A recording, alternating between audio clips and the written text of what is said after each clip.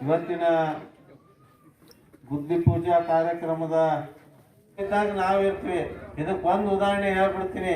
ನಿಮ್ಮೆಲ್ಲರ ಆಶೀರ್ವಾದದಿಂದ JDS ದಿಂದ ನಾನು 20,000ದಿಂದ ನಿಮ್ಮೆಲ್ಲರೂ ಕೂಡಿ ಗೆಲ್ಸಿದ್ದಕ್ಕ ನಮ್ಮ ರಾಜ್ಯದ ನಾಯಕರು ಗುರುತಿಸ್ಯಾರ. ಯಾಕಂದ್ರೆ ನೀವೆಲ್ಲರೂ ಪ್ರಾಮಾಣಿಕವಾಗಿ ಗಟ್ಟಿಯಾಗಿ ನಿಂತು ಇಲೆಕ್ಷನ್ ಮಾಡಿದ್ರೆ ನಾ ಗೆದ್ದೀನಿ.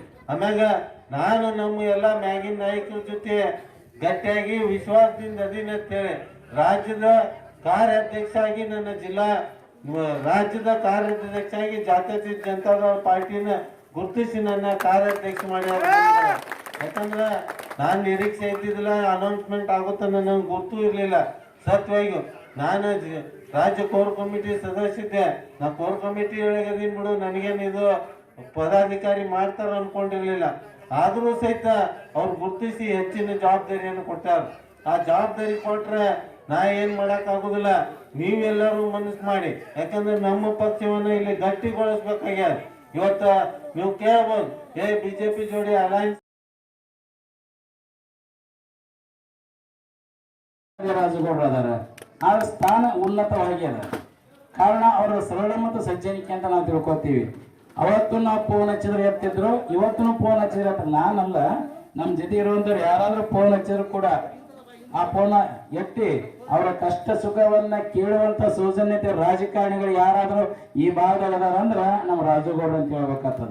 ಯಾಕಂದ್ರೆ ಅವ್ರ ಮುಂದೆ ಅವ್ರು ಹೊಗಳಲ್ಲ. ನಾನು ಇದ್ದದ್ದು ಹೇಳಕತ್ತೀನಿ. ನಾನು ಇವತ್ತೊಂದು ಅಭಿವೃದ್ಧಿ ಕಾರ್ಯಕ್ರಮ ನಮ್ಮ ಭಾಗಕ್ಕೆ ಬಂದದಂದ್ರ ನಾನು ನೋಡಿದಂಗೆ ಇಷ್ಟು ವರ್ಷದಾಗ ಇಷ್ಟು ಬೃಹತ್ ಆದಂತ ಮೊತ್ತವನ್ನ ನಮ್ಮ ಗ್ರಾಮ ಪಂಚಾಯತಿ ಆದಂತ ಈ ಗ್ರಾಮ ಪಂಚಾಯತಿ ಬಂದು ನನಗೆ ಗೊತ್ತಿಲ್ಲ.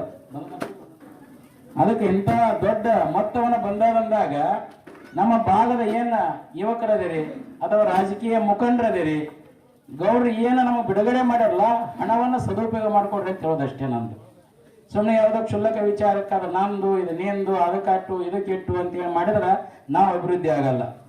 ನಾವು ಅಭಿವೃದ್ಧಿ ಆಗ್ಬೇಕಾದ್ರೆ ಮೊದಲ ರಸ್ತೆ ಸುಧಾರಣೆ ಆಗಿರ್ಬೇಕು, ಆರೋಗ್ಯ ಸುಧಾರಣೆ ಆಗಿರ್ಬೇಕು, ಮತ್ತು ಶಿಕ್ಷಣ ಸುಧಾರಣೆ ಆಗಿರ್ಬೇಕು. ಯಾವ್ದಾವ್ದಕ್ಕೂ ದುಡ್ಡು ಕೊಡೋ ಬದಲ ಇದೇ ದುಡ್ಡನ್ನೇ ಆರೋಗ್ಯ ಮತ್ತು ರಸ್ತೆ ಸುಧಾರಣೆ ಮತ್ತು ಶಿಕ್ಷಣಕ್ಕೆ ಕೊಟ್ವಿ ಅಂದ್ರೆ ನಮ್ಮ ದೇಶ ಸ್ವಾವಲಂಬಿ ಆಗುತ್ತೆ. ಯಾವುದೇ ಕೇವಲ ಒಂದು ಆಶೆ ಅಧಿಕಾರಕ್ಕಾಗಿ ಆಮಿಷಗಳಿಗೆ ನಾವು ಬಲಿಯಾದ್ವಿ ಅಂದ್ರೆ ನಮ್ಮ ಅಭಿವೃದ್ಧಿ ಏನೂ ಆಗಲ್ಲ. ನಿಮ್ಗೆ ರಸ್ತೆ ಬಹಳ ಮುಖ್ಯ ಐತೆ ರೈತರಿಗೆ. ನಿಮ್ಮ ಊರಿಂದ ಒಂದಿಷ್ಟು ತೊಗರಿ ತೊಗೊಂಡು ಹೋಗ್ತೀರಿ, ಒಂದಿಷ್ಟು ಹತ್ತಿ ತೊಗೊಂಡು ಹೋಗ್ತೀರಿ ಟ್ರ್ಯಾಕ್ಟರ್ದಾಗ. ರಸ್ತೆ ಸರಿ ಇರ್ಲಿಕ್ಕಂದ್ರೆ ಅದು ಎಲ್ಲೋ ಬಿದ್ದು ಬಿಡ್ತದೆ, ಗಾಳಿ ಒಗ್ಗಾಲೆ ಆಗ್ಬಿಡ್ತದ, ಅಥವಾ ತೊಗರಿ ಚೀಲ ಹೊಡಿತಾವ, ಅಥವಾ ಹತ್ತಿ ಚೀಲ ಹೊಡೆದಾಗ ನಮ್ಗೆ ಎಷ್ಟು ಲಾಸ್ ಆಗ್ತದೆ ರೈತರಿಗೆ ಗೊತ್ತೈತಿ ನಿಮಗೆಲ್ಲ.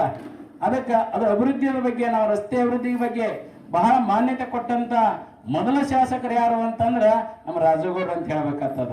ಅದಕ್ಕೆ ಅವ್ರು ಬರೇ ರಸ್ತೆ ಅಭಿವೃದ್ಧಿ ಕೊಟ್ಟಿಲ್ಲ, ಇನ್ನ 4 ವರ್ಷ ಐತೆ ಅವ್ರಿಗೆ ಅಧಿಕಾರ. ಏನಪ್ಪ ಮುಂದೆ MP ಎಲೆಕ್ಷನ್ ಆಗ್ತದ, ಅಲ್ಲಿ ತನ ಮಾಡ್ತಾರ ನವ್ಯಾರ್ರಿ. ನಾನು ಗ್ಯಾರಂಟಿ ಕೊಡ್ತೀನಿ. ಯಾಕಂದ್ರೆ ಅವ್ರು ಶರಣ ಸಂಪ್ರದಾಯ ಮನೆತನದಲ್ಲಿ ಬೆಳೆದವರ, ಅವ್ರ ಮನೆತನದ ಸಂಸ್ಕಾರ ನೋಡಿದ್ರೆ ಒಂದು ಶರಣ ಮಠಗಳಲ್ಲಿ ಏನದಾವಲ್ಲ ಆ ಸಂಸ್ಕಾರ ಅವ್ರ ಬಲ್ಲಿ ಐತಿ.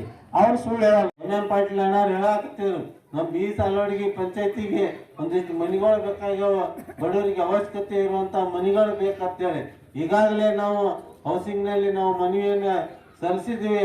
ಬರುವಂತ ದಿನಮಾನದಾಗ ಮನಿಗಳು ಬರ್ತಾವ ಅನ್ನೋಂಥ ಮಾತನ್ನ ನಾ ಖಂಡಿತವಾಗಿ ಹೇಳ್ತೀನಿ. ಬಿ ಸಾಲೋಡಿಗೆ ವ್ಯಾಪ್ತಿಯಲ್ಲಿ ಬರುವಂತ 4 ಪಂಚಾಯತಿಗಳಿಗೆ 4 ಪಂಚಾಯತಿಗೆ ಸಹಿತ ಮನಿಗಳು ಬರುವಂತ ಕೆಲಸ ಆಗ್ತೈತೇನಂತ ಮಾತನ್ನು ಹೇಳಿ, ಏನು ನೀವು ತೋರಿಸಿದಂತ ಪ್ರೀತಿ ವಿಶ್ವಾಸಕ್ಕೆ ಸದಾ ನಾ ಚಿರುಣಿ ಇರ್ತೀನಿ ಅನ್ನೋಂಥ ಮಾತನ್ನು ಹೇಳಿ, ಈಗ ಪೂಜ್ಯರ ನೇತೃತ್ವದಲ್ಲಿ ನಾವು ಸಭೆಯನ್ನು ಮಾಡಿವಿ. ಗುರು